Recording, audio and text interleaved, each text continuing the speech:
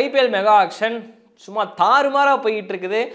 ஆரம்பத்தில் அந்த மார்க்யூ பிளேயர்ஸை வாங்குறதுக்குனே ஒட்டு விதமாக காசை இறைச்சி கொட்டி அதுக்கப்புறம் வந்து பெருசாக எடுக்க முடியாமல் திணறிக்கிட்டு இருக்கிற டீமுகள்லாம் வந்து நம்ம பார்த்துட்டு தான் இருக்கிறோம். இதுக்கு முன்னாடி வந்து பார்த்தீங்கன்னா வீடியோவில் சொல்லியிருப்பேன், எம்ஐ வந்து ஒரு விதமாக கொஞ்சம் சைலண்டாக இருக்கிறாங்க, மேபி ஒரு சம்திங் ப்ரெடிக்ஷன் அப்படி இருக்குமா அப்படின்னு. அண்ட் அது மட்டும் இல்லாமல் இன்னொரு ஒரு விஷயம் என்ன அப்படின்னா, சென்னை சூப்பர் கிங்ஸை பொறுத்த வரைக்கும் வந்து பார்த்தீங்கன்னா எல்லாருமே சர்ப்ரைஸ் பண்ணிட்டாங்க.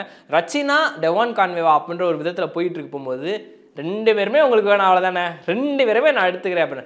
சார் அப்போ அந்த அஸ்வின் சார் அப்படின்னு விடுங்க, அவரையும் எடுத்துரும் அப்படின்னு சொல்லிட்டு ரவிச்சந்திரன் அஸ்வினியுமே வந்து சேர்த்து எடுத்துருக்காங்க சென்னை சூப்பர் கிங்ஸ். அண்ட் இதுக்கப்புறம் வந்து ரொம்ப நாளாக வெயிட் பண்ணிட்டு இருந்த அந்த முக்கியமாக ஜடேஜாவும் அஸ்வினும் வந்து ஒரு சில சமயத்தில் ப்ரைமில் இருந்தாங்க.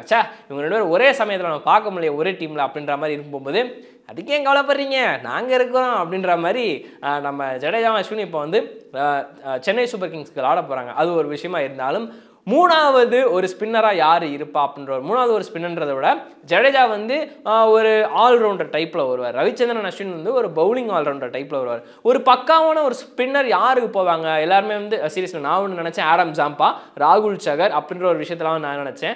சர்ப்ரைஸ்டாக ஒரு மிஸ்ட்ரி பவுலராக, ஒரு லெஃப்ட் ஆர்ம், ஒரு பிரிஸ்ட் ஸ்பின்னராக நூர் அகமதுக்கு போயிருக்கிறாங்க. சீரியஸ்லி ஒன் ஆஃப் தரமான ஒரு பிக்காக வந்து பார்க்குறேன். ஏன்னா சென்னை பிச் அப்படின்றது வந்து இப்போ ஓகே, இப்போ நம்ம இதுக்கு முன்னாடி பேசின சரவணன் ப்ரோவாக இருக்கட்டும், இல்லை அதுக்கு முன்னாடி மாதேஷ் ப்ரோவாக இருக்கட்டும், எல்லாருமே வந்து சொன்ன ஒரு விஷயம் அந்த லைவ் இன்டர்வியூவில் சொல்கிறேன், சென்னை பிச் மாதிரி பிஹேவ் பண்ணல அப்படின்னு. பட் ஆனால் இருந்தாலும் ஸ்பின்னர்களுக்கு ஹெல்ப் பண்ணுற ஒரு பிச்சு, மொயின் அலி மாதிரி ஒரு பவுலர்கள் பார்ட் டைம் பவுலர்கள் ஷைன் பண்ணும்போது, ஜடேஜா மாதிரி ஒரு ஆல்ரவுண்டர் ஷைன் பண்ணும்போது, ஆஷ் அப்படின்ற ஒருத்தர் அவர் ஷைன் பண்ணும்போது, ஒரு நூர் அகமது ஒரு பிரிஸ்ட் ஸ்பின்னரை வச்சு ஷைன் பண்ண மாட்டாங்களா அப்படின்ற ஒரு விஷயமும் இருக்குது. அதுபோல் அவங்க பவுலிங் லைனப்பில் வந்து இப்போதைக்கு 3வது ஒரு ஸ்பின்னரை எடுத்துருக்காங்க. ஸோ பவுலிங் லைனப்பை வச்சு பார்த்தோம் அப்படின்னா ஒரு கலீல் அகமது, அதுபோல் ஒரு மத்திஷா பத்திரானா, அதுக்கப்புறம் வந்து ஒரு நூர் அகமது, அதுக்கடுத்து வந்து யார் நம்ம ரவிச்சந்திரன் அஸ்வின், ரவீந்திர ஜடேஜா. இன்னும் அவங்க வந்து ஒரு 2-3 ஃபாஸ்ட் பவுலர்கள், ஒரு டாப் கிளாஸான ஒரு அன்கேப்டோ இல்லை ஒரு கேப்டு ஃபாஸ்ட் பவுலர், ஒரு நாண்ட்ரி பர்கரோ யாரோ ஒருத்தவங்களை தூக்குனாங்கன்னா இது தாண்டா ஸ்குவாடு, அடுத்த கப்பை தூக்கி அப்படியே கொடுங்கடா அப்படின்ற மாதிரி வந்து தரமான ஒரு ஸ்குவாடு வந்து ரெடி ஆயிருந்தான்னு தோணுது.